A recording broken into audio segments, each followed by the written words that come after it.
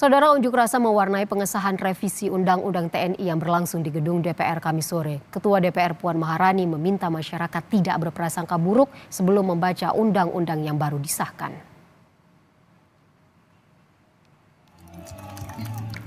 Unjuk rasa menentang pengesahan revisi Undang-Undang TNI terjadi di sejumlah daerah Kamis sore. Di Bandung, Jawa Barat, aksi massa yang tergabung dari beberapa universitas ini mulai memanas ketika mereka mulai melempari gedung DPRD Jawa Barat dengan batu dan bom molotov. Beberapa pendemo mencoba masuk ke dalam gedung DPRD. Kawat berduri yang telah dipasang di pagar depan dipotong dengan menggunakan alat pemotong besi. Sementara di Semarang, Jawa Tengah, aksi mahasiswa menolak pengesahan RUU TNI berlangsung ricuh. Peserta aksi yang mau memasuki gedung DPRD Provinsi Jawa Tengah dihalau petugas kepolisian. Peserta aksi yang berada di dalam halaman gedung DPRD akhirnya keluar setelah terus didesak petugas kepolisian. Aksi saling dorong juga terjadi di Tasikmalaya, Jawa Barat. Sejumlah mahasiswa memaksa masuk ke gedung DPRD Kota Tasikmalaya, tetapi dihadang polisi. Setelah bisa diredam, mahasiswa akhirnya bertemu Ketua DPRD. Massa mendesak Ketua DPRD untuk menandatangani tuntutan, tetapi ditolak Ketua DPRD. Tentunya setiap masyarakat punya pendapat sendiri berkaitan dengan hal itu. Tapi ini kan lebih kepada kewenangan pusat yang sudah melakukan persetujuan terhadap RUU TNI ini. Koordinator aksi mengatakan, mahasiswa Tasikmalaya sepakat menolak RUU TNI yang disahkan oleh DPR RI karena pembahasan RUU TNI dinilai cacat konstitusional.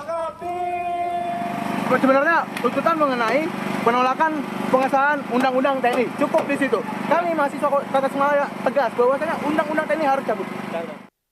Sebelumnya DPR resmi mengesahkan RUU tentang perubahan atas Undang-Undang Nomor 34 Tahun 2004 tentang TNI menjadi undang-undang dalam rapat paripurna yang dihadiri sejumlah menteri Kamis siang. Ketua DPR Puan Maharani angkat bicara soal aksi penolakan pengesahan Undang-Undang TNI. Puan meminta masyarakat tidak berprasangka buruk sebelum membaca keseluruhan revisi undang-undang yang telah disahkan. Selain itu, Puan juga menegaskan prajurit TNI yang duduk di jabatan sipil dan tidak termasuk dalam 14 kementerian dan lembaga yang diperbolehkan harus mengundurkan diri.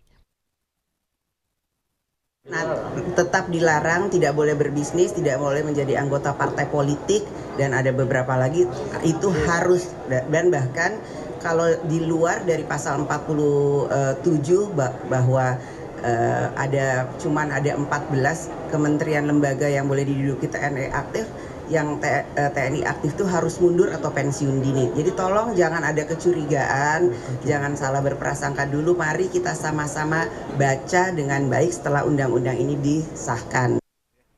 Tidak hanya Puan, Panglima TNI Jenderal Agus Subianto juga merespon soal pelarangan prajurit TNI berbisnis yang tertuang dalam revisi Undang-Undang TNI.